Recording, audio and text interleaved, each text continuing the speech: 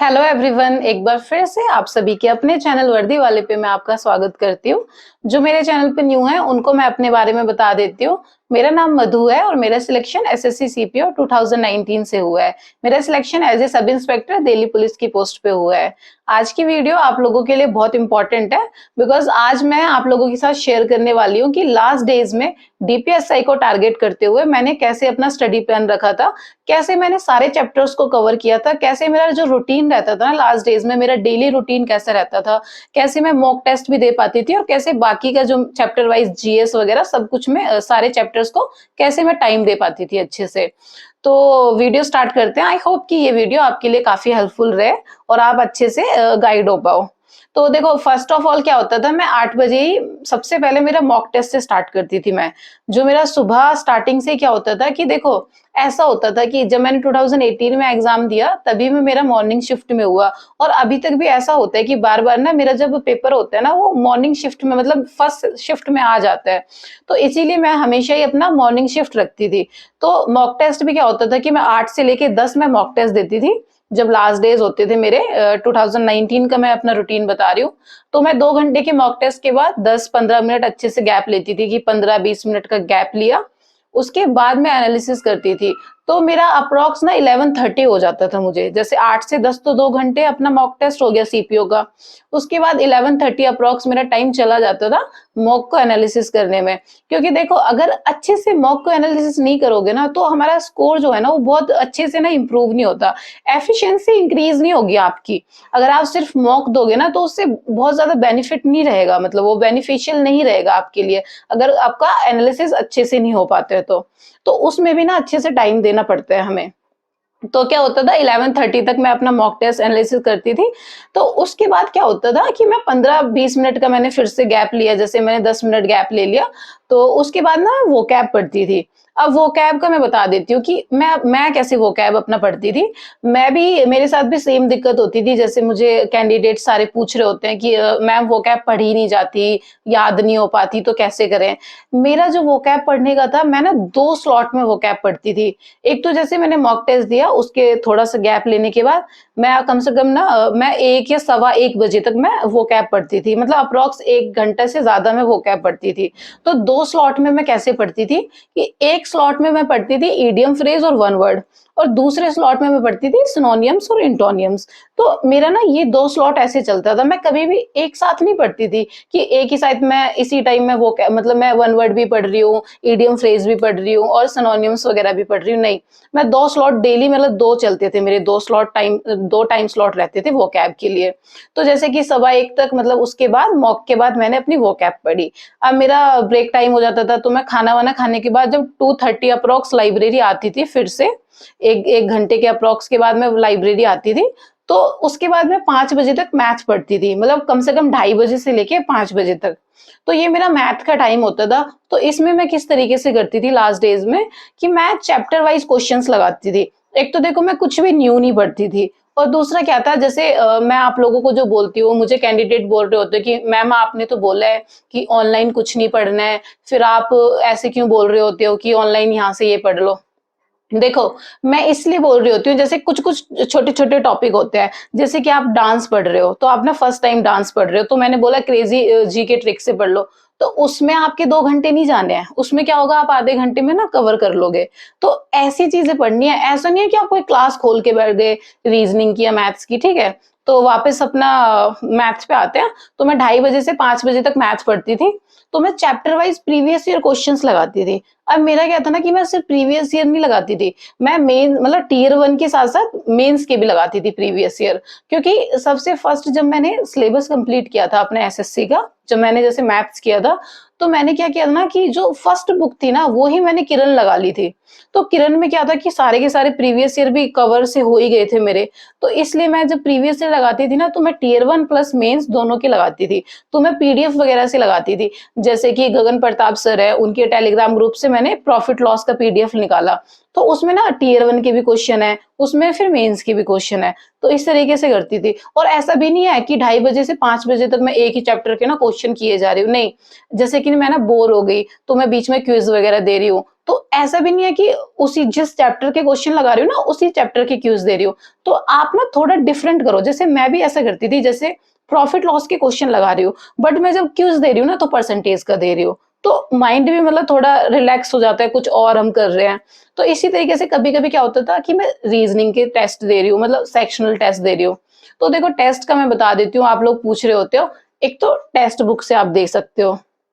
Text book में क्या है कि सेक्शनल टेस्ट होते हैं। 25 क्वेश्चंस होंगे चैप्टर वाइज, मतलब जैसे सेक्शनल दोगे तो 25 होंगे। अब आप परसेंटेज के दे रहे हो, किस तरीके से दे रहे हो, वो आपकी चॉइस है कि आप टाइम डिस्टेंस का दे रहे हो। एक ग्रेड अप पे आपको मिल जाते हैं क्विज वगैरह, उसमें 10 क्वेश्चंस के होते हैं। जैसे आप टाइम और वर्क का कर रहे हो तो उसमें 10 क्वेश्चंस होंगे टाइम और वर्क के। तो इस तरीके से योर क्लासेस से मैं क्विज देती थी। तो ये 3 चीजें थी जहां से मैं क्विज वगैरह डेली, मतलब मेरा डेली का रूटीन था, क्विज वगैरह मैं देती थी। तो मुझे खुद भी अच्छा लगता था, क्योंकि उसमें क्या होता है कि आप ना एक टाइम लिमिट में जल्दी से क्वेश्चन कर रहे हो, कभी 25 क्वेश्चन कर रहे हो, कभी तुम 10 क्वेश्चन अच्छे से कर रहे हो। तो ये तीनों चीजें थी, ग्रेड अप, टेक्स्ट बुक और योर क्लासेस, जहां से मैं क्विज वगैरह देती थी। ठीक है, तो 5 बजे तक मेरा ये चलता था, मतलब मैथ्स भी, और कभी कभी कुछ कुछ रीजनिंग का भी चल जाता था। तो मेरा ऐसा चलता था। उसके बाद मैं फिर से वो कैप पढ़ती थी। मैं आपको बोल रही थी ना कि मैं 2 टाइम में वो कैप पढ़ती थी, तो एक टाइम वहां हो गया मेरा। अब मैं फिर से वो कैप पढ़ती थी। जैसे अगर मैंने सुबह वन वर्ड और ईडियम फ्रेज पढ़ लिए, वैसे तो सुबह के टाइम में सिनोनिम इंटोनियम्स भी पढ़ती थी। मतलब मैं सुबह ही पढ़ती थी, पता नहीं, क्योंकि मुझे ज्यादा डिफिकल्ट ना सिनोनिम इंटोनियम्स लगते थे थोड़ा, मतलब रीड करने के टाइम की थोड़ा ना, मतलब माइंड में रखो उन चीजों को। और वन वर्ड और ईडियम फ्रेज क्या होते हैं, वो इजीली, मतलब तुम जल्दी से कर पाते हो उनको। तो वो शाम के टाइम जैसे मैं कर रही हूँ, तो मतलब मैं फिर से 1 घंटे, जैसे मैंने 5 बजे तक मैथ किया, तो 5 से 6 मैं वो कैब कर रही हूँ फिर से। ठीक है, तो ये मेरा शाम तक का ऐसा चलता था। फिर मैं ब्रेक लेती थी अच्छे से, 6 से लेके, जैसे मैंने 7 बजे तक ब्रेक लिया हुआ है, मैं नहीं पढ़ रही हूँ, मैं बाहर चली गई, थोड़ा पार्क वार्क में घूम आई। ठीक है, या आपने चाय वाय पी लिया, आपने कॉफी वॉफी पी लिया। उसके बाद क्या होता था, 7 बजे से 9 बजे तक मैं जीएस पढ़ती थी। ठीक है, तो जीएस में मैं किस तरीके से कवर करती थी कि ऐसा नहीं है कि मैं डेली ना अलग अलग चीजें पढ़ रही हूँ, नहीं। आज अगर मैं 7 बजे से 9 बजे तक अगर पढ़ रही हूँ ना, तो या तो जैसे मैं पॉलिटी पढ़ रही हूँ, तो मैं 2 घंटे पॉलिटी पढ़ रही हूँ। मतलब ये देखो मेरा रूटीन था। आप थोड़ा अपने अकॉर्डिंग देखना कि आपका इंटरेस्ट नहीं बनता है, तो आप 1 घंटे कुछ और पढ़ लो और 1 घंटे कुछ और पढ़ लो। तो मैं अपना बता रही हूँ कि जैसे मैं आज पॉलिटी पढ़ रही हूँ, जैसे मैं आर्टिकल्स पढ़ रही हूँ, तो मैं आर्टिकल्स रिवाइज कर रही हूँ, मैं लिख लिख के उनको रिवाइज कर रही हूँ, लिख लिख के, मतलब लिख रही हूँ, ठीक है, अच्छे से। या मैं हिस्ट्री पढ़ रही हूँ, तो पूरा दिल्ली सल्तनत भी पढ़ लिया, उसके साथ में कुछ छोटा सा टॉपिक था वो भी पढ़ लिया। तो इस तरीके से मतलब नहीं, कवर अप सा करके जाती थी मैं। तो 7 से 9 बजे तक जैसे मैंने अपना जीएस वाला पोर्शन किया। उसके बाद क्या होता था, मेरा खाने वाने का 9 बजे से, उसके बाद में निकल जाती थी। तो 9 से 10 अप्रॉक्स में, 10 बजे के जैसे मैं बाद अपनी लाइब्रेरी आ गई। तो 10 से लेके 1 बजे तक मैं फिर से पढ़ती थी, जो मेरा टाइम था। ठीक है, तो उसमें ना ऐसा नहीं है कि जैसे मैं करंट अफेयर पढ़ रही हूँ 10 बजे से, तो ऐसा नहीं है कि 1 बजे तक मैं करंट अफेयर पढ़ रही हूँ। तो मेरा क्या होता था ना, ये जीएस में जो रीडिंग वाला पोर्शन है ना, उसमें मुझे दिक्कत होती थी पढ़ने में। मेरा क्या है कि मैं थोड़ा, मतलब प्रैक्टिस करने में मेरे को ज्यादा इंटरेस्ट होता है, तो मैं रीजनिंग और मैथ्स तो मेरा मतलब ठीक चलता था। तो इसीलिए ना, जो आप देख रहे हो ना, वो कैब के भी 2 टाइम स्लॉट दे दिए मैंने, इसीलिए क्योंकि उसमें सिर्फ रीडिंग करना है, उसमें मतलब चीज़ों को थोड़ा ऐसे है ना कि याद करना है। तो जीएस में भी थोड़ा इसी तरीके से चलता है। तो अब क्या हो गया, 10 बजे से 1 बजे तक ऐसा नहीं है कि मैं करंट अफेयर पढ़े जा रही हूँ। जैसे कि मैंने ना आधा पौना घंटा पढ़ लिया करंट अफेयर, उसके बाद क्विज़ लगा लिया। या मैंने जो मॉक टेस्ट के लिए अपना नोट डाउन किया था ना, अपनी नोटबुक में, उसको मैंने रिवाइज़ किया। या मैंने मैथ्स जब किया था, तो मैथ्स करते टाइम मैंने कुछ रिवाइज किया हो, मैंने कुछ क्वेश्चन नोट किया हो, तो उस क्वेश्चन को फिर से कर रही हो। या जैसे कभी-कभी क्या होता है, जब क्वेश्चन कर रहे हो ना, कुछ क्वेश्चन सॉल्व नहीं हो पाते हैं, तो उसी क्वेश्चन को क्या पता मैं फिर से लेके बैठ गई। तो जैसे वो क्वेश्चन सॉल्व हो गया, तो मैं फिर से करंट अफेयर पढ़ रही हूँ। तो मतलब काइंड ऑफ रिवीजन टाइप चीजें मैं करती थी।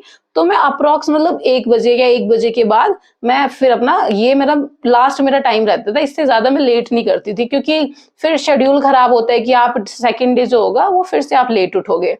तो ये मेरा था, जो मेरा डेली रूटीन होता था लास्ट डेज में। आई होप कि ये आपके लिए काफी हेल्पफुल रहेगा। और ऐसा नहीं है कि ये ना आप, मतलब सारा आपको ऐसे इम्प्लीमेंट करना है। आप अच्छे से देखो कि आप अपने अकॉर्डिंग किस तरीके से कर सकते हो, क्योंकि बहुत लोग तो पता है रात रात भर भी पढ़ते हैं, कुछ लोग दिन में पढ़ते ही नहीं है। तो आप, बट मैं फिर भी सजेस्ट करूंगी कि लास्ट डेज में ना आप ये वाली चीजें ना करो, क्योंकि जो एग्जाम होगा वो दिन में होगा। तो ऐसा है कि आप ना डेली रात में पढ़ रहे हो, अब एकदम से एग्जाम आया तो आपका रूटीन भी खराब हो रहा है, छोटी छोटी चीजें रिवीजन को है वो भी आप नहीं कर पा रहे हो। तो रात वाला तो इस टाइम इग्नोर ही कर दो, बाकी के टाइम वो सही चलता है। क्योंकि मैं भी कभी-कभी मतलब ऐसा करती थी कि 2-2 3-3 महीने मतलब रात वाला, नाइट वाला रूटीन चल रहा है। बट जब एग्ज़ाम टाइम आता है ना, तो 2-3 महीने पहले अपना दिन वाला अपना रूटीन अच्छे से आप करो।